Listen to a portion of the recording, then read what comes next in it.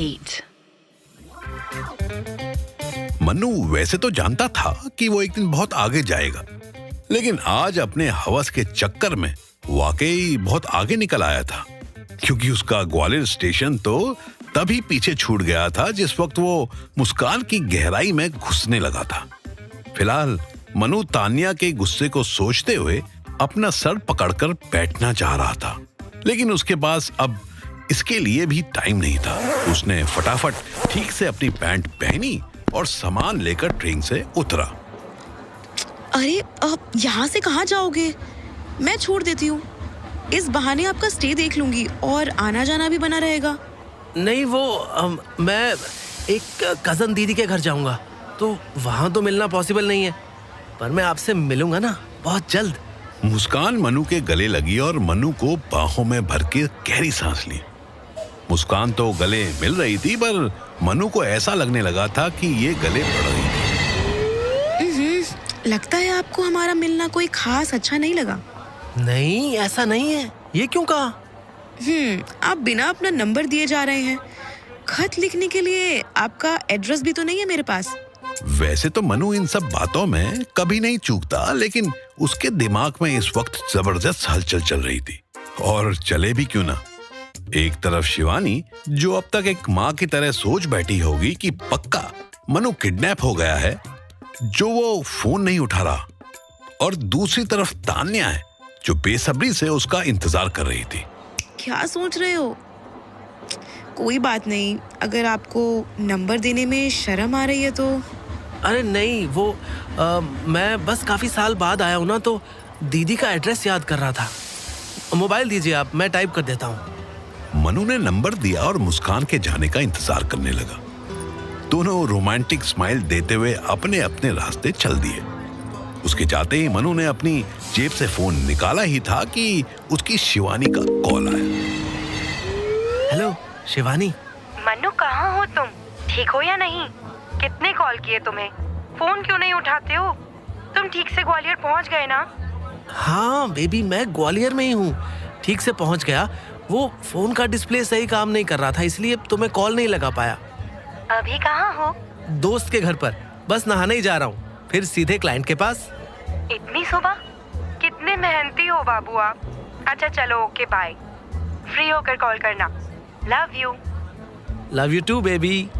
शिवानी को बातों में फंसाना तो मनु के पाए हाथ का खेल है, लेकिन असल प्रॉब्लम तो बॉस और तान्या अभी बाकी थे। तभी मनु ने ट्रेन की अनाउंसमेंट सुनी। Train number 12647 from Coimbatore Junction to Nizamuddin via Nagpur, Bhopal and Agra is arriving on platform number 5 by 3 hours and 40 minute delay. Sorry for the inconvenience. Thank you so much train देवता, आज तो बचा लिया आपने। मनु अपना bag उठाकर train में घुस गया और बैठने के लिए जगह देखने लगा। खाली सीट उसे दिखी। मनु आंखें बंद करके वहां चैन से 2 मिनट ही बैठा था कि उसे अपने कंधे पर एक भारी सा हाथ महसूस हुआ। मनु ने अपनी आंखें खोली और उसे 2 बड़े पहाड़ियों के दर्शन हुए। डबल डोर फ्रिज से भी बड़ी एक आंटी उसके सामने खड़ी थी। ये मेरी सीट है। जी बिल्कुल आपकी ही है।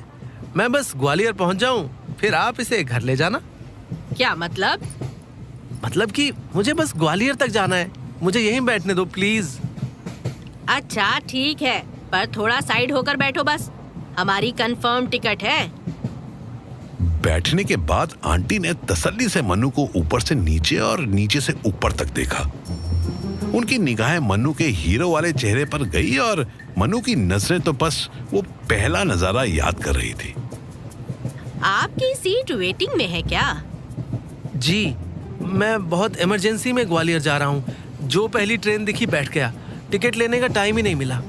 बस मनु का इतना कहना था और रेलवे का यमराज हाजिर हो गया। 40-45 साल का, बड़ी बड़ी मूंछों वाला, शक्ल से एक खड़ूस दिखता एक टीटी वहां आ पहुंचा। ये सीट नंबर 71 किसकी है? मेरी है। टिकट? और यहाँ आंटी ने बड़े कॉन्फिडेंस के साथ बोला। स्टाफ है। कौन सा स्टाफ? आंटी ने अपना एक आईडी कार्ड दिखाया, जिसे झांककर मनु ने भी देख लिया। आंटी खुद रेलवे में ही जॉब करती थी। इससे पहले टीटी मनु से टिकट मांगता, आंटी बोल पड़ी, फैमिली है, अच्छा बेटे हैं। हस्बैंड है जी। हैं? आंटी ने मनु की तरफ देखकर आंख मारी और मनु ने हाँ में गर्दन हिलाई। हाँ, लव मैरिज है जी। और आंटी ने लव का प्रूफ देते हुए मनु की थाइस पर हाथ रख दिया। मनु ने एक वियर्ड सी स्माइल दी और टीटी को मजबूरन मानना पड़ा। टीटी गर्दन हिलाता आगे चला गया।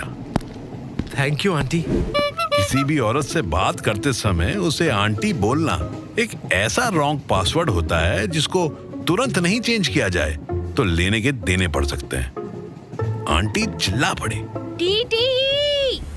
आप वैसे काफी खूबसूरत हैं। मनु को समझ आ गया था, काम वासना के आगे वो कभी जीत ही नहीं सकता, फिर चाहे ये उसकी हो या सामने वाले की। खूबसूरत शब्द सुनते ही आंटी शर्माई। वैसे मैं भी ग्वालियर ही जा रही हूँ। मन्नू के दिमाग में इस वक्त सिर्फ ये चल रहा था कि तान्या को क्या बहाने दे। उसकी तो डायरेक्ट कॉल करने की भी हिम्मत नहीं हो रही थी और इधर आंटी वन वे कन्वर्सेशन में बिलीव करती जान पड़ती थी। मेरा नाम अंजू है, पर आप मुझे अंज कह सकते हैं। पर आपका नाम तो ऑलरेडी छोटा है। प्यार से और छोटा हो जाए तो क्या बुरा है। खैर, आपका भी छोटा है क्या? नहीं, बिल्कुल भी नहीं, हाथ भर लंबा है। नाम की बात कर रही हूँ मैं। मनमोहन नाम है मेरा, मनमोहन भटनागर। बताइए, छोटा है या बड़ा? अरे, ये तो बहुत बड़ा है।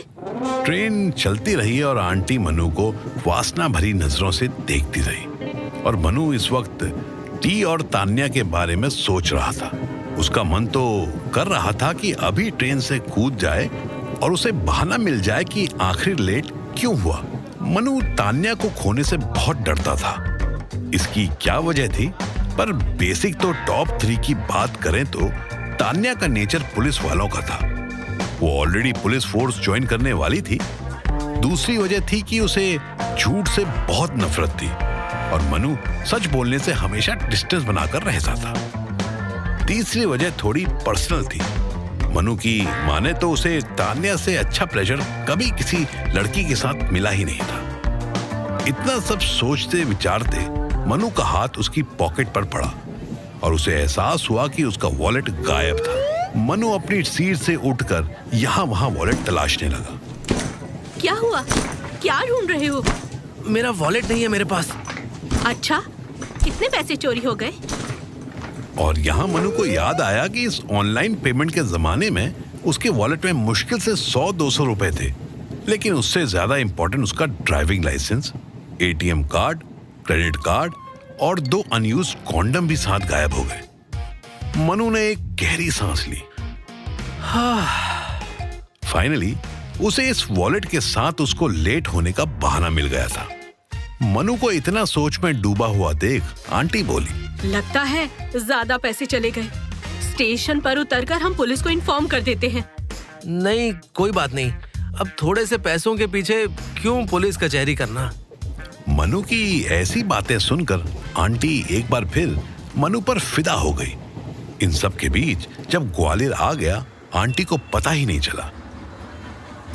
12:30 बजे दोपहर को दोनों भीड़ के साथ ट्रेन से उतरे और स्टेशन से बाहर निकल आए। इससे पहले आंटी मनु से और कोई सवाल करे, मनु दूर जाकर ऑटो तलाशने लगा। उसे एक ऑटो मिला जिसमें QR कोड लगा हुआ था। अंदर बैठने के बाद उसने आसपास देखा तो आंटी भी गायब थी। फिर मनु ने चैन की सांस ली। भैया, तानसेन रोड ले लेना। मनु तान्या के घर के आगे ऑटो से उतरकर पेमेंट कर ही रहा था कि उसे पीछे से एक और ऑटो आती दिखाई दी जिसमें अंजू आंटी बैठी हुई थी।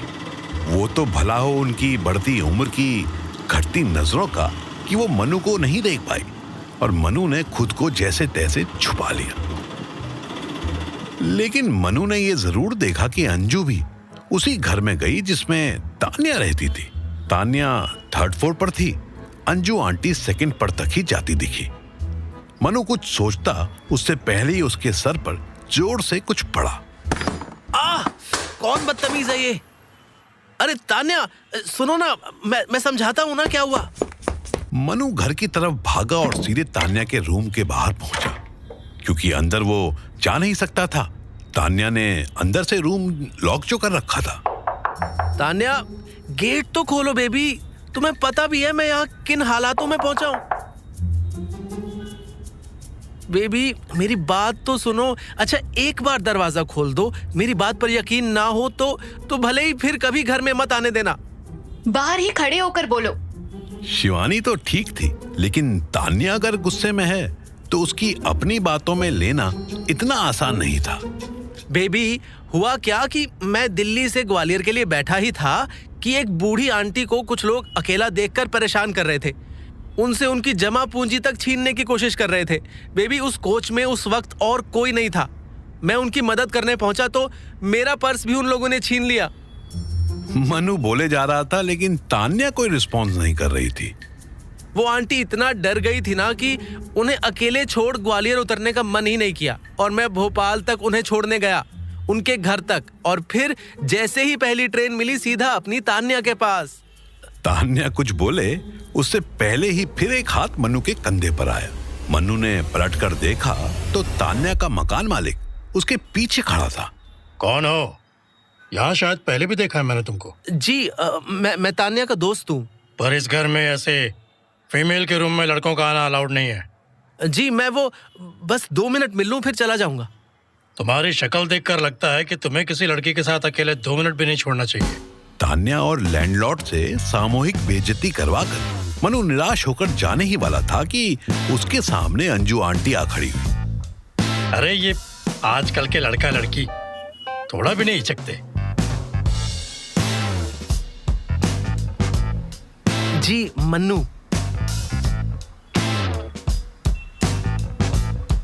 मन्नू थोड़ा चौंका, लेकिन ट्रेन वाले इंसिडेंट से उसे पूरा भरोसा था कि ये अंजू आंटी काम बनवा ही देगी। ये सुनते ही तान्या ने झट से दरवाजा खोला।